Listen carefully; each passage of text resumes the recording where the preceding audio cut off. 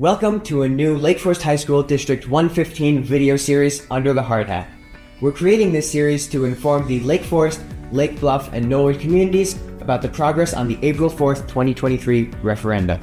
On Under the Hard Hat, I interview Superintendent Dr. Matthew Montgomery and community members serving on the Capital Projects Advisory Committee. We will learn about the priorities of this group, why it's so important to have outside voices, and perspectives on the referendum project planning process. That's all happening here today on Under the Hard Hat. Dr. Montgomery, what is the importance of outside feedback and why have a committee?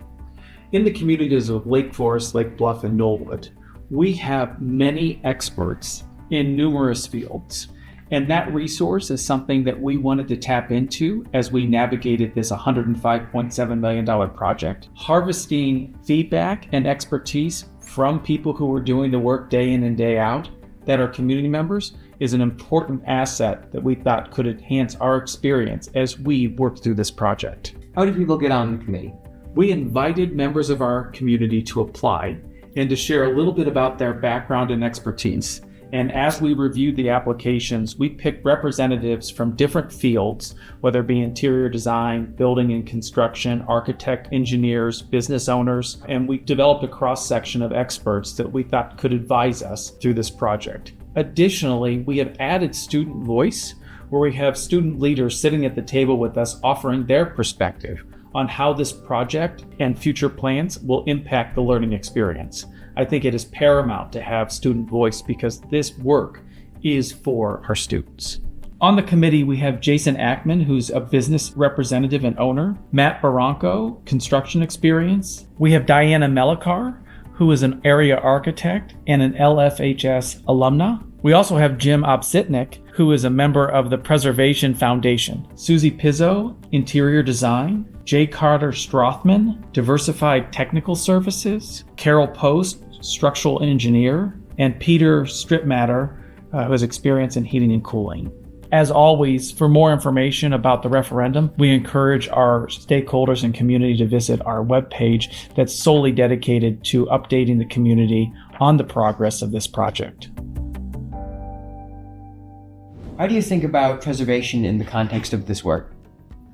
So the high school is an absolute iconic symbol in our community. I would say that there's probably a dozen buildings in Lake Forest that have the stature that our high school has. And so preservation of that building is one that is absolutely important for the future of our community, and also all the students identify with the historic nature of the central portion of the building.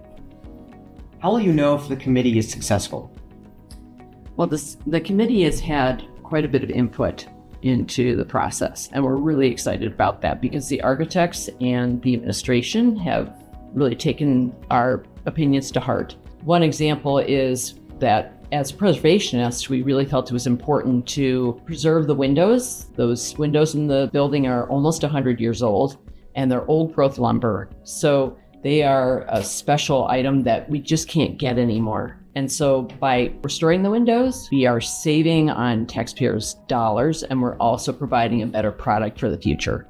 So the whole idea of preserving the building, it's been there for almost 100 years. And if we can continue to preserve it in the proper way, hopefully it can last for another 100 years. It's an investment in our future for our children and also for our community. Why did you want to participate on the committee? Well, it started with Mark Jellicar, who's the principal in charge for Perkins & Will.